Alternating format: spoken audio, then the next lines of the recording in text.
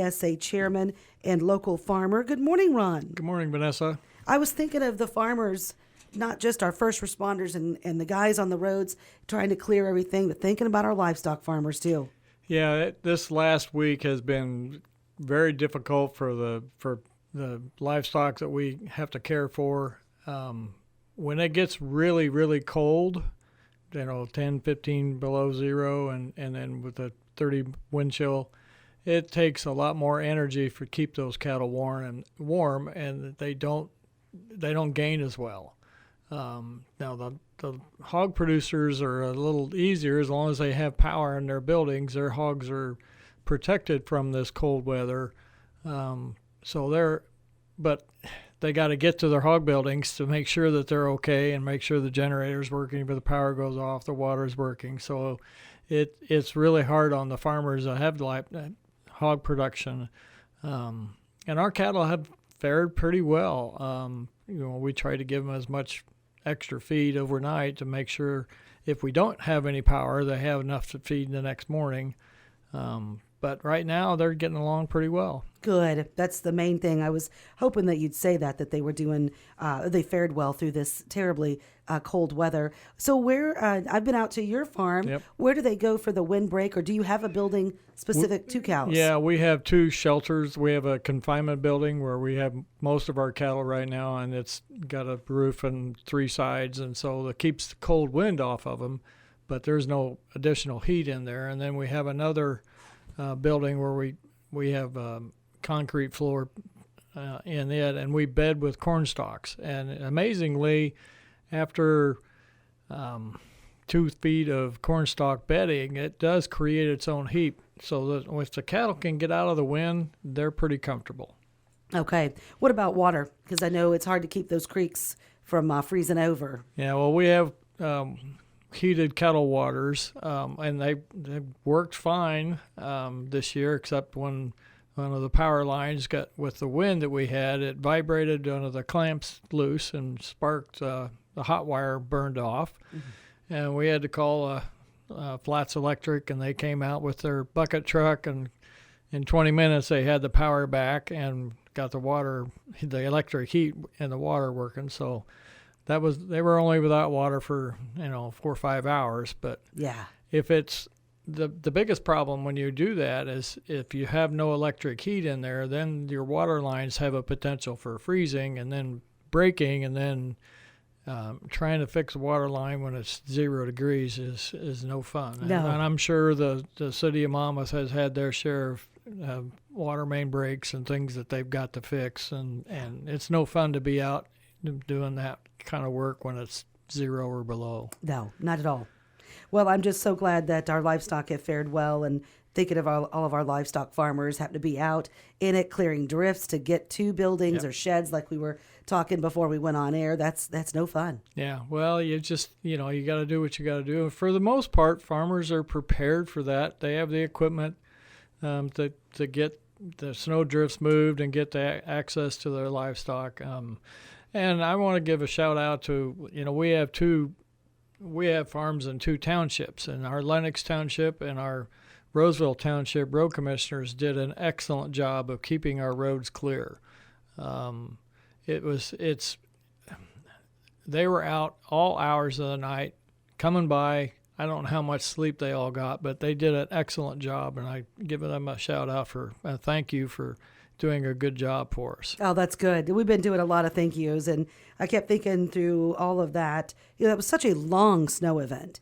It was 2 snow events that were over, almost 30 hours, yeah. Both of them, in the same week, with wind chills below, 0, 30 below on that Saturday. And I kept thinking about all the guys and gals that were working and miles to go before I sleep. I kept thinking of that poem from Robert Frost, because that was the case for our drivers. Yeah, well, and the first night of the snow was back on Thursday, I think, or Thursday morning, and it was such a wet, heavy snow, the power lines snapped because the snow didn't melt off the power lines. They just stayed there, and that extra weight snapped 2 power lines north of our house.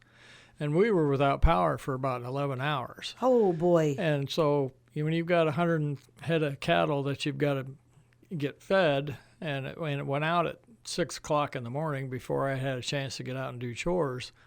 And the McDonough Power came in that afternoon and got our power back running, and so we're thankful for them. And I know some of their people in the McDonough Power area didn't have power until Friday morning. Yeah.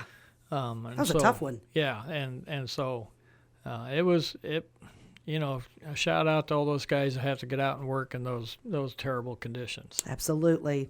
Let's hope that was our one and only of the year, right? Yeah, that's right.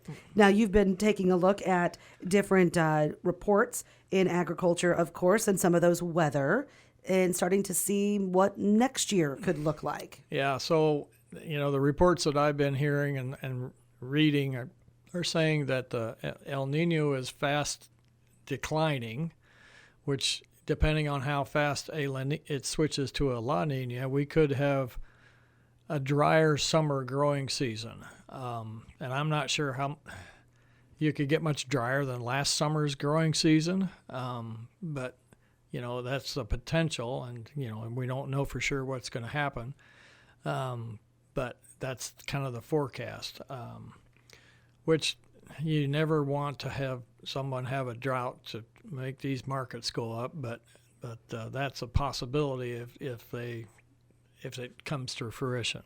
Well, Chief Rexroth and I were talking about the snowstorm in 2011 and what happened in 2012. Yeah, we had a terrible drought. Huge drought. Yeah, and our yields were 30% off of what our average is that year. So, you don't wish that on anybody, but we end up with higher markets for a few years, and I think we're back into a situation where we have too much of everything right now. Too much corn, too much beans, and unfortunately, it may take some kind of a big increase in demand because we have low prices, or a decrease in production because of weather issues before these markets turn around. Where's our demand lacking right now? For soybeans, China is our number one export market. The reports that I hear that their economy is in a slowdown because of a variety of reasons, some economic issues with their building economy, having another rebound of COVID at some level. So that's reducing demand. And one of the things that isn't talked about much is the last 2 years they have declined in their population, which is not normal, I guess, if you had to talk about it. I mean, we always, when I was a kid, we talked about how many billions of Chinese there were in the world, and that they seem to continue to grow their population. But the last 2 years, reports I've been hearing is that they've lost population. So if they're losing population, does that mean they're not going to have as much demand for corn and soybeans from the global marketplace? And so that's an issue. Hopefully their economy will turn around and they'll start buying more product from the global marketplace. Well, inside of our country, we are seeing an increase in biofuels. Yep. So that's one positive for a market. Yeah, that is. Renewable diesel is a huge market. Sustainable aviation fuel is potentially another huge market. You're seeing some of the large companies that do soybean crushing are building or expanding their soybean crush to hopefully take advantage of that increased demand in renewable diesel and sustainable aviation fuel. That's a bright spot, but some of those plants may not come online until 25 or 26. So, it may not help us this year, but it will help us way down the road. Okay. So set the stage for me a little bit with, from a global perspective as a farmer, and you see the reports. Where is our demand at the moment? What countries? Is the Ukraine still a challenge for us grain-wise? And are there any new markets like India and some of these other fast-growing populations? Yeah, the Ukraine is still in a state of flux. They send a lot of their grain, corn, soybeans, barley, and Russian wheat. They go to China. But when you have those kind of conflicts in the shipping lanes, it diverts it to another shipping lane. All the stuff that's going on in the Red Sea right now with the terrorists in Yemen and firing at ocean-going vessels, that's increasing the cost of transportation for that area. One of the bright spots we have is Mexico continues to be a strong market for our corn exports, and so that's good. India is a hard one to quantify. Okay. They're predominantly vegetarian diet. So it means they have a lot of soybeans, for example, but they tend to be more protectionist with their trading policies, and so I know U.S. Soybean Export Council is working in that area. It's one of those countries that you may not see a huge demand for U.S. soybeans for a decade, but you have to have a presence there to build that trust with the Indian government, so to speak, because they're the ones that will allow or won't allow trade to happen. So you've got to be there and be constantly vigilant about making sure you can have a presence there and build that trust. Mm-hmm. I was hoping that in light of their culture, that with vegetarian, and so they don't need the crops to feed livestock. They don't need that same balance in their diet. However, they do need renewable diesel and SAF for their industry. Yeah, and so those are other opportunities that we have. The American farmer is really good at producing stuff, and so we have to be able to use it domestically, but then the stuff we don't use domestically, we've got to find markets overseas for. And so we continue, Soybean Export Council continues to look for new markets and present our best case scenario about how we are a reliable supplier into the global marketplace. We had looked back about a month ago. It had looked like there were some weather challenges in Brazil. In Argentina, did that remain the same? Of course, they're going through their weather challenges like we have. Right. What did you see lately? So up until the beginning of January, Brazil was in a drought, and they have had excessive rain since the beginning of January. But the early yield reports that I've been hearing is it's 20 bushels per acre less on their early harvested soybeans than they would call normal. And on the other hand, Argentina last year was in a drought, and their production was lower. This year they've got better weather, so their production is forecast to be a little better. But when you add all that up, the South American grain, soybeans and corn production will be a little lower, but not drastically enough lower to increase our prices in the near term. And the Brazilian harvest just started, and they won't finish until late March. Okay. And wondered. Yeah, and so the late rains they got in beginning of January may help their later planted crops. Okay. But, if their forecast for excessive rains that they've had will delay their second corn crop. They call it the safrinha corn crop because they tend to have a dry season starting in May and June, and so if they don't get their corn crop planted as quickly after they harvest their soybeans, their potential production is lower for the safrinha corn crop. And so the marketplace is all watching South America. We're watching what happens in China. All of those things have yet to be determined whether it's a good thing or a bad thing for this coming growing season. Sure. Well, let's hope that we find a way to increase demand.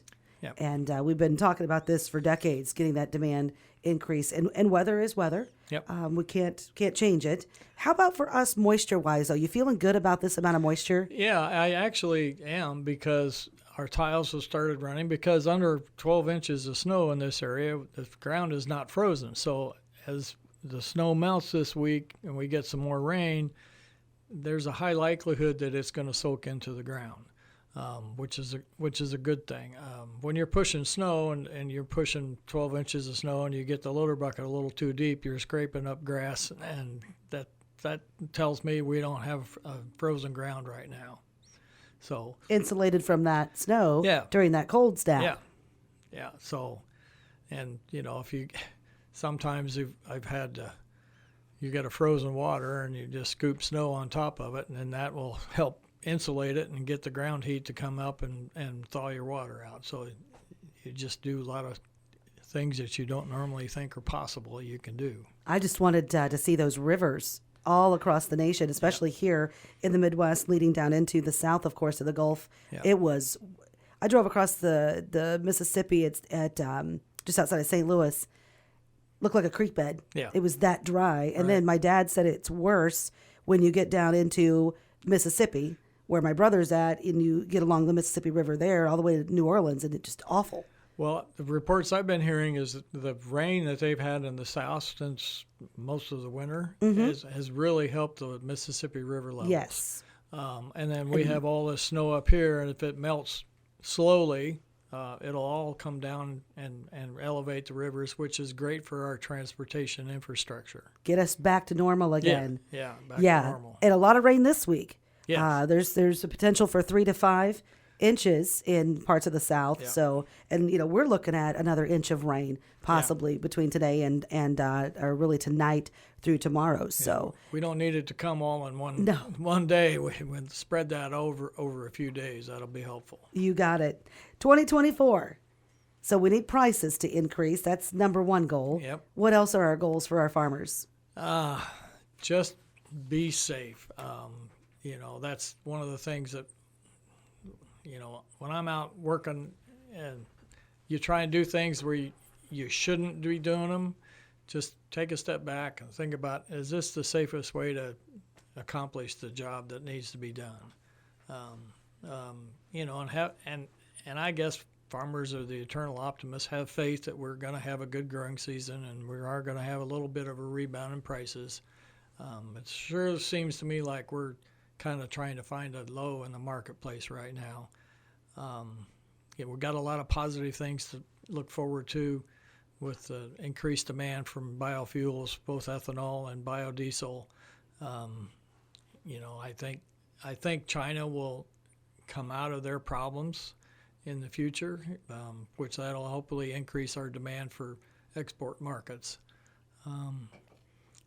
You would think so. They have before. Yeah, and that population thing is weird, though, because you remember growing up, or at least I do, you could only have so many children in China. Right.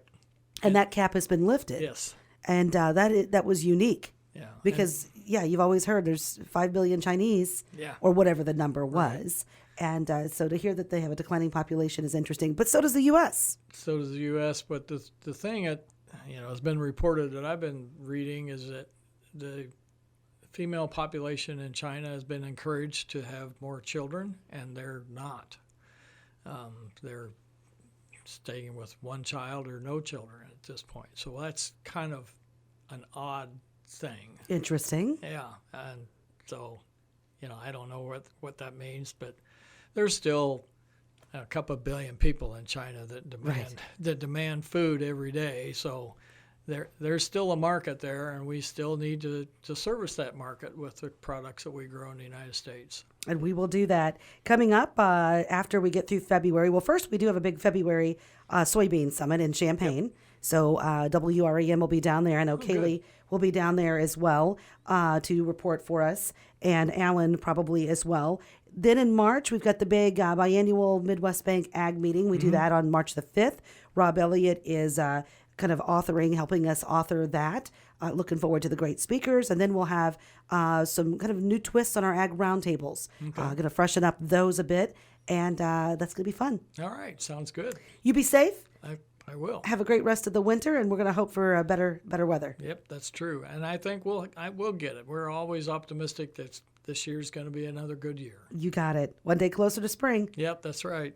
Ron Moore with us, American Soybean Association past chairman.